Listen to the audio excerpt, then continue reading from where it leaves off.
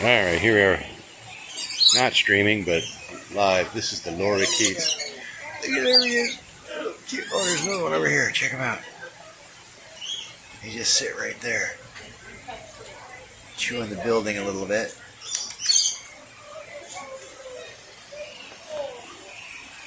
Look at that's a good picture. It's just chilling on a rock. Ooh, look at the cool arrowheads they got here. Look at that magnet.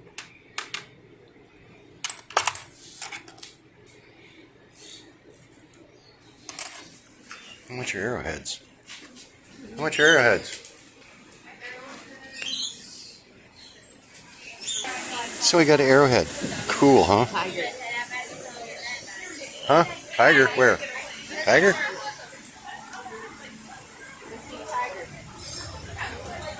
Where's the tiger? Oh, they got tigers here? Yeah, cool. Got an arrowhead. Got a nice little stand of some yellow bamboo over there. Bamboo. I got some smaller bamboo over here. About 3 feet tall, but that's bamboo too. Oh, yeah, tiger. Supposed to be a tiger. Oh, yeah, there it is. Check it out. It's over there sleeping.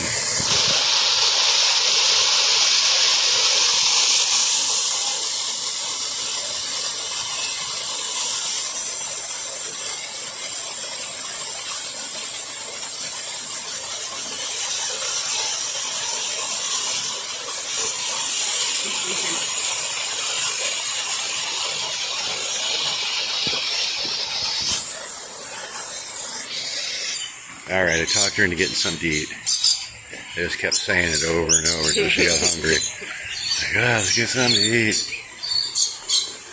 Not too crowded today. Really beautiful. Yeah, it's a Monday. Yes, it's a Monday. That's why. We're not here on a weekend. Next weekend's Mother's Day. It's going to be a zoo. Yes, it's going to be a zoo here next week. It's Mother's Day. Look at this. These kids over here in the fountains. He's standing on the water. Let me get some food here.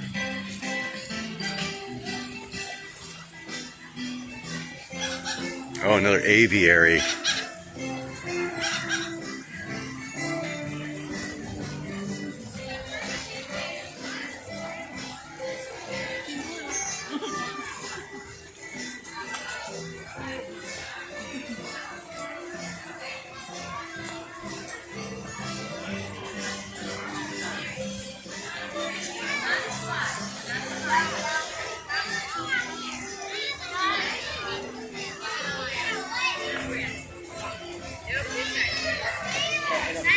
Alright, I just noticed the food sign over there. Oh, sorry, I didn't mean to point right in your face, but right over there, the food sign.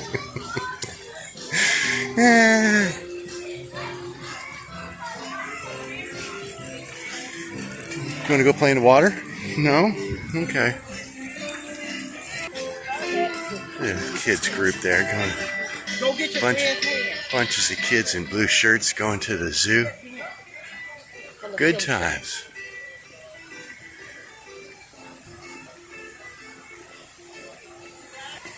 Look, another food sign. I'm getting good at this. They had Cubans and stuffed potato things over there. Uh-oh, there's the merry-go-round. Birthday girl need to go on the merry-go-round? No, but there's another. Here we are at Penguin Land.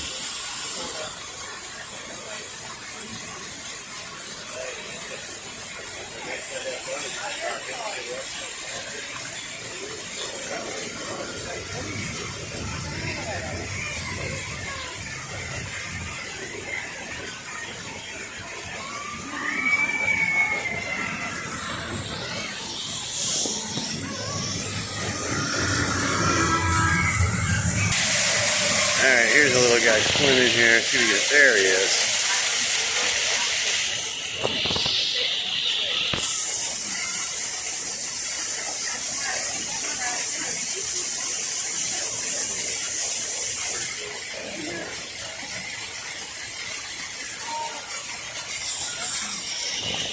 She was really helping. I died.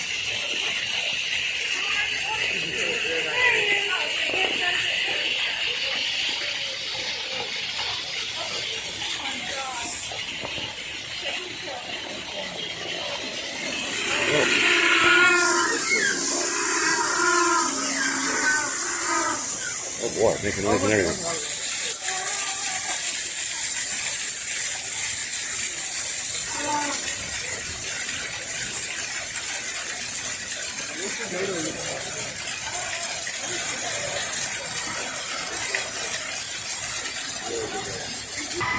All right, we're coming into Africa now.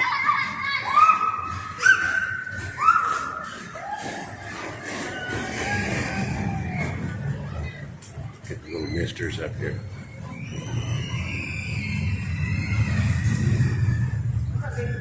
Trying to get a shot of the mist. Down here in Echo Tunnel. Welcome to Africa. Oh yeah, they did palm branches and stuff in the concrete along with stones and stuff. Kind of neat. Never saw that before. I've done some pretty fancy concrete work with artistic things in there. Alright, I found it. This is how we get into the roller coaster. Check out all this bamboo here. All people carving their names in there. Looks like something I do, but I didn't. Oh wow, there's nobody here. We can just run right through the line. Run, run, run. Bus station. Ooh, oh wait. It's a bus? I don't want to go on a bus. I want to go on a... Where's the roller coaster? I don't want to go on a bus. Nah, this is the wrong one. Alright, well, we got this bus we gotta go ride on. I want to run a roller coaster. I don't know if that's going to happen or not.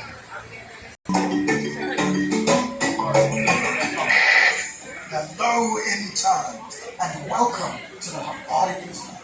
My name is Professor Ron, and I am so happy to have you joining our team.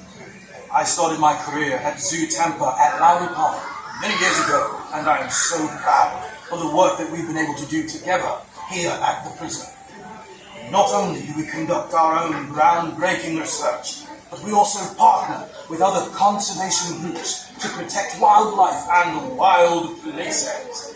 By completing our internship program, you can make a difference too. In just a moment, you will load into one of our research trucks to embark on your own intern orientation. You will have a very experienced safari driver at the wheel, and you will be accompanied by one of our highly trained research assistants. They will use this expedition as your introduction to the animals under our care here and get you prepared to assist with all of the amazing conservation and education projects that we are engaged in here at the Habari prison. When your research assistant tells you, please load the trucks in a calm and orderly fashion, one person at a time. Watch your head and your step as you climb the steps and slide all the way down to the end of your row so we can make room for all of the other interns joining us today. On the expedition, you may get very excited about all of the amazing things you see, but please make certain to remain seated and keep your hands, arms, legs, wings and tails in the truck at all times. Please take as many photos as you want on the expedition, but keep a tight hold on your camera and all other personal belongings, as the roads may get a bit bumpy. If you do lose anything out on the trail, please let my research assistants know at the end of the expedition, and we will send out a team to find and return to you your lost item. We also ask that you refrain from eating, drinking, or smoking while out on the preserve for the health and safety of our animals. Now, are you ready to go explore, study, and connect with nature? Who's ready? Whoa! How about they're on the Habari Preserve?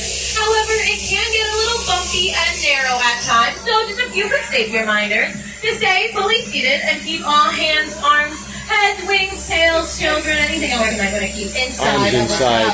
And it does look like we have that all clear, so we are on our way. Now, your first job as interns is to wave goodbye to the other interns. Goodbye, other interns. Bye, Farewell. interns. We are never going to see them again. And then come around to the passenger side and ring goodbye to Denise. Goodbye, Bye, Denise. Thank you for Denise. staying us out oh so safely today. Alright, so out here on the preserve, Professor Ron and I like to study how animals communicate. Whether animals are social, like we are, or solitary and prefer to be by themselves. They also need some sort of way to get their thoughts out, right? Yay, So there first we off are. of the passenger side, we have spotted some golden potus monkeys. Now, if we listen very, very carefully, There's one up there. we will hear nothing. That's because they are nonverbal communicators. This means they prefer to use facial expressions and body language to let each other know what's going on. This way, wherever they may be, somewhere up high or down low near the ground, predators will have a harder time of finding them. Oh, but what's not hard to find is this beautiful sign Sarah made it herself, guys. And that does mean we're at the entrance to the amazing, incredible Lawry Preserve. Oh, wait, no. Sarah, that's this entrance. I don't think it's that time of favor. Did you, sign anything? Oh, they should you. Don't worry, that other entrance isn't until later today. You'll be safe here. However, in just a moment, we're going to be going through a pretty narrow set of gates, so once again, make sure to stay fully seated and keep all hands, arms, and heads inside of the truck. Now, as we are saying goodbye to our potus monkeys, we're going to be saying hello to a few more species. Now, I have spotted some large birds just up ahead. The first looks like they will be off of the passenger side, right near that large red barn. Those are going to be some African crowned cranes with a beautiful head of yellow feathers. Now, even though we are still kind of far away from them, we should still hear them because they have one of the loudest calls in all of the savannah and can be heard over 3 miles away. Females will have a higher pitched, shorter call, whereas males will have a lower, younger call. They are able to unify these calls into a beautiful mating song. However, if the song doesn't suffice, they can also bring out some pretty sick dance moves. They will start clapping their wings and bobbing their heads and throwing sticks and leaves everywhere, all as a way to attract a mate. We have spotted our crowned crane, but just past them, we are coming up on some more follically challenged birds. Off of the passenger side and in front of the truck are going to be some narrow-boobed storks. Now we are getting a super good look at them, so I want to point out some physical features. You may notice the white appearance to these birds' legs. It looks like they are going to be heading off of the driver's side here. No, they're going to block traffic. They are incredibly intelligent birds, and they realize how hot and sunny it can get here in the preserve. So they have turned to a form of natural sun protection. Their legs do come originally as a dark gray color, but that white appearance is that sun protection. Do you guys have any ideas of what it may be? It's poop. They will poop on their legs and spread it all around to make sure that they don't get sunburned. They are also super intelligent, so they know that as our trucks make our rounds, sometimes we'll pick up new bugs or seeds, and so sometimes they like to stop the trucks and check out what we may have picked up. We are also going to get a good look at their heads, of course. These birds are bald because they are scavenger birds. That means they will often eat leftover morsels of previous living organisms. And any fur or feathers on top of that head would be an easy way for parasites or diseases to get on them. So that bald head is a great way to prevent that. That baldness also shows us the reddish hue they will have. Something they're not supposed to, and they have that look on their face. That's what these guys will do right here. And the marabous are now on the marabou. We are going to continue on with our orientation. Thank you so much. So interns, keep looking off the driver's side because you see against that very far brush line, that is going to be the second antelope species we have out here. We should get another good look at them as we round this corner. So those are going to be some East African bongos. They're going to have a reddish-brown hue to their fur, which is the first color that will disappear in the shadows of the underbrush. And they will have white stripes going up and down their back called disruptive lines, which help break up their body in the underbrush. This way, predators don't know exactly where they begin or where they end.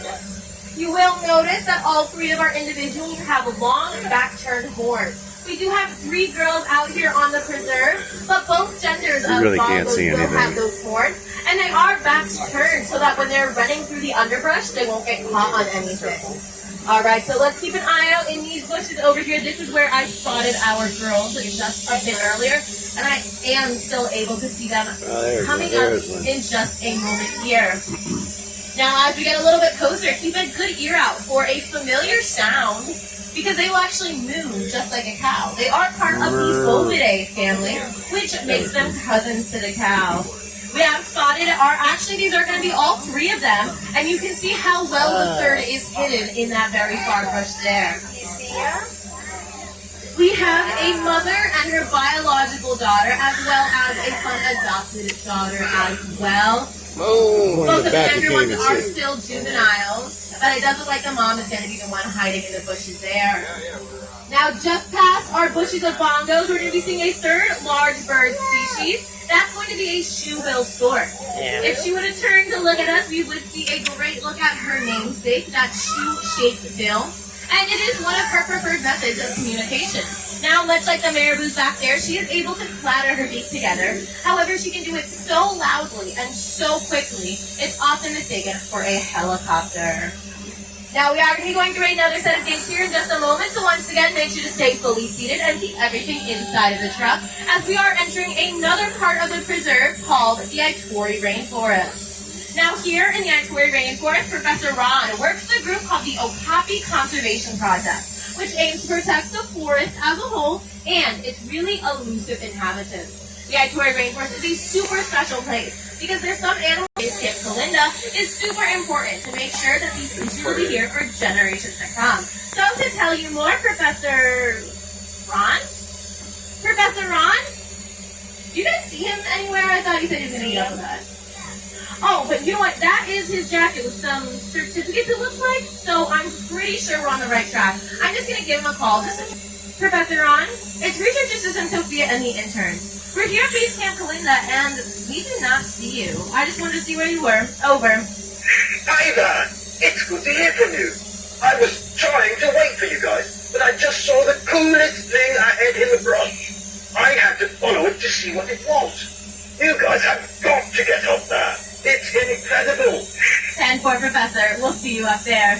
All right, Sarah, let's go head into the forest. Now, interns, the professor sounded really excited, and if you saw what I think you may have seen, we should be excited too. For weeks now, we've been tracking an okapi through this area, but with no luck. We haven't been too discouraged though because they are super rare. They weren't first photographed in the wild until 2008, but it looks like we can photograph one today. Off in that back corner is going to be the elusive okapi. Sarah, are we able to take a quick pause? Oh, I got it. Perfect. Now, if you are on the passenger side, feel free to stand up and get a closer look at our okapi. And another elusive species a bit closer to us against that barn is going to be a bay diker. Now, the bay diker is going to be related to that yellowback diker we were mentioning earlier, but they are extremely elusive. Their name, bay diker, literally means bush diver because of their tendency to dive into the bushes. Now we are getting a pretty good look at our okapi as well. We are getting a fantastic look at his head. So he's actually going to have this same exact skull structure as his only living relative, the giraffe. He does have a set of ossicones, and he is using his super long pointed shoe right now. It can reach 18 inches. All right, Sarah, it looks like we are going to move on up ahead. However, unlike his giraffe cousins, the okapi is a solitary species. When a species is solitary, that just means they don't like hanging out with others of their own kind, not necessarily other species entirely. So to keep other okapi out of his space, he does mark his territory in a few different ways. If you notice those chunks of those palms we've just passed about 4 feet off the ground, we're able to see those reddish brown marks. That's an oil that comes out of their nose and neck, which they rub up on things like trees and posts. They also have a tar-like substance to draw lines on the ground, and that tar substance does come out from in between their toes, and they can also spray their urine. Now, as we are moving on to the savannah, it does look like we spotted a much more social species. Coming up off the driver's side are going to be some African painted dogs. They are incredibly social. They can live in groups of up to 40 individuals. Now, it does look like our trio of sisters are out and about. So, let's listen very carefully for some barking, some growling, some snarling, and sometimes they'll even chirp like words to confuse their prey. By using all of these different sounds and by working together in their super large groups, it allows them to become one of the most successful hunters in the savannah. They will catch their prey over 80% of the time. Now, we compare this to the more well-known lion, who only catches his prey about 20% of the time. You can tell how truly incredible those guys are. Oh, this night house and our girls hanging out inside of it means we also should be coming up on Base Camp Ward, where the professor works with another group called the International Rhino Foundation. This group aims to protect the environment, of course, but also all of the individuals that make up the 5 subspecies of rhinos that live globally. They need all the help they can get, so we're super excited to get you involved as keep a really good ear out for some chuffing, some grunting, some snorting even. However, the savannah is a wide open, vast place, and they can't always hear each other, so they have come up with a method of non-verbal long-distance communication. If you guys notice that divot in the ground there, just past the bamboo, it actually looks like a large pile of communication was just dropped off. That's what's called a midden, and at its core, it is a community bathroom for these rhinos. A rhino will go up to midden and do their business, and then go on their merry way. Another rhino will then come to that same midden and sniff it, or even lick it sometimes. Which may seem icky to us, I know, but it's really important to them, because that's actually how they tell each other apart. Now we are coming up on the rest of our crash here. Underneath that shade structure in the back, that is going to be Fujo. Just in front of her is going to be our one male Mufasa. And then on to the right here, we do have one mother and daughter pair. That's going to be Kayan and Kadogo. Our youngest, Daruba, and her mom were hanging out in the night house back there. Now, of course, I didn't sniff poop just then to tell them apart, right? I use a much more visual cue, their horns. Rhino horns are completely individual to every one of them because they're made out of keratin, just like our fingernails and our hair, and they can file them down however they may so please. They can file their horns on things like trees, or rocks, or logs, or even man-made things like posts or fences, or Professor Ron's research truck. Oh, interns. I should call him in, right? This doesn't look Hey, you got good. flat tires on that truck. Hey, Professor. It's Sophia and the intern. They can weigh up to 14,000 pounds, which is heavier than this entire truck, and all of us on it combined. Now, off the driver's side, we are going to be seeing what's called a matriarchal herd. These are going to be all of our females.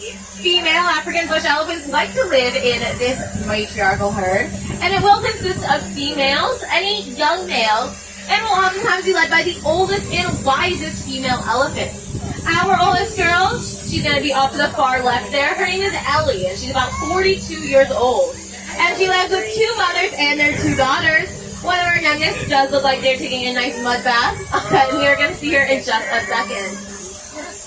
Now, of course, while the matriarchal herd contains females and young males, once the males reach maturity, they will leave on their own to live a more bachelor lifestyle. This is what our guy Studla has done off of the passenger side here. Studla is about 32 years old, and they'll reach maturity around 10 or 12. Now, for most of their adult life, they just prefer to be by themselves, but it has been found that once the males become a little bit older, they will start to make groups with other old males. Now, at the driver's side, we're going to see one of our younger girls. It looks like this is going to be Imbali, and she's using her trunk to apply that mud. That's actually how they will protect themselves from the sun. They can use the mud, or they can use just dirt or water. And much like we like to cool ourselves down and go in the pool on a hot day, that's what the mud will do for them as well. Now we are going to go and do another narrow set of gates here, so just make sure to keep everything inside of the truck. Because the Maasai giraffes we have out here in the preserve are the tallest subspecies and can reach that height. Our male Pakani is fully grown at about 16 feet tall, but our 3 females are all under the age of 5, so they still have a while left to grow. Now opposite the giraffe night house, we're going to be seeing a string. Oh, check out these guys up here. Is it a toucan? It's got a big toucan bill on it. Oh, range. Hornbill. East Africa, status on hornbill.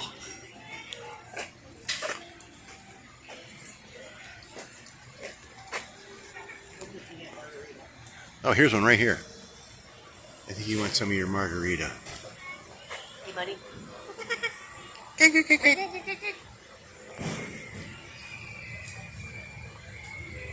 There Oh, you're not going to get much closer than that. Oh, nice. Oh no, oh no. They turn. I've caught on to you guys. And they point that end at you. You better run at this zoo. Yeah, so one of those strawberry ales are like $10.25 for one time. It's like, no, thank you.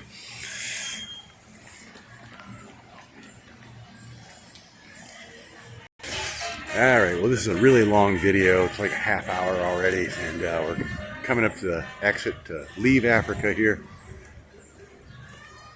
So I'm going to end this here and maybe make another supplemental video later.